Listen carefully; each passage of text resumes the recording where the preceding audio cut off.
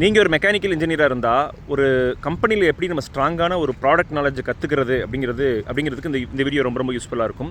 உதாரணத்துக்கு நம்ம எல்லாருமே ஒரு ஜாப் பண்ணுறோம். கம்பெனியில் ஒரு inspection, casting inspection, NDT inspection, lab testing, documentation, final inspection, ஏதோ ஒரு டிபார்ட்மெண்ட்டில் நம்ம ஒர்க் பண்ணுவோம்.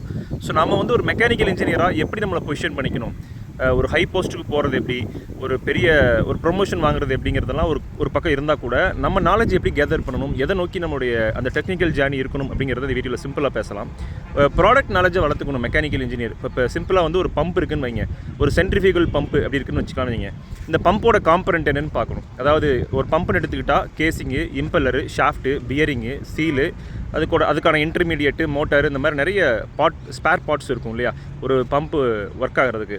அப்போ அதோட ரா மெட்டீரியல் என்ன, அதோடைய கெமிக்கல் காம்போசிஷன் என்ன, அதோடைய மெக்கானிக்கல் ப்ராப்பர்ட்டி என்ன, ஸ்டீலாக இருந்தால் ஹீட் ட்ரீட்மெண்ட் ரிக்குயர்மெண்ட் என்ன, மெஷினபிலிட்டியோட மெஷின் பண்ணுறதுக்கான சார்ஜஸ் என்ன ஃபினிஷிங்கில் அதை நம்ம மெஷினிங் பண்ணணும், அதில் என்ன வெல்டிங் ராடு வச்சு நம்ம அடித்து அந்த ப்ராசஸை கம்ப்ளீட் பண்ணுவோம், மோட்டராக இருந்தால் எவ்வளோ ஹெச்பி மோட்டருக்கு யூஸ் பண்ணுறோம், இந்த மாதிரியான டெக்னிக்கல் டீட்டெயிலை கேதர் பண்ணும்போது ஒரு ப்ராடக்ட்டை கம்ப்ளீட்டாக அனலைஸ் பண்ண முடியும். அதுக்கு அந்தந்த ப்ராசஸில் எங்கெங்கே பண்ணுறாங்க, அதை ஒட்டி என்னென்ன இண்டஸ்ட்ரி ரன் ஆகுது, இதை சுற்றி என்னென்ன மார்க்கெட் இருக்குது அப்படிங்கிறத அனலைஸ் பண்ண ஆரம்பித்தாலே ஒரு மெக்கானிக்கல் இன்ஜினியருக்கு நிறைய நாலேஜ் அண்ட் கிளாரிட்டி கிடைக்கும். ஸோ கிளாரிட்டி அப்படிங்கிறது ரொம்ப ரொம்ப முக்கியம். ப்ராடக்ட் பில்டு பண்ணக்கூடிய நாலேஜ் அப்படிங்கிறது ரொம்ப ரொம்ப முக்கியம். மெக்கானிக்கல் இன்ஜினியரிங் சம்மந்தப்பட்ட மோர் கான்டென்ட்க்கு தொடர்ந்து ஃபாலோ பண்ணுங்கள்.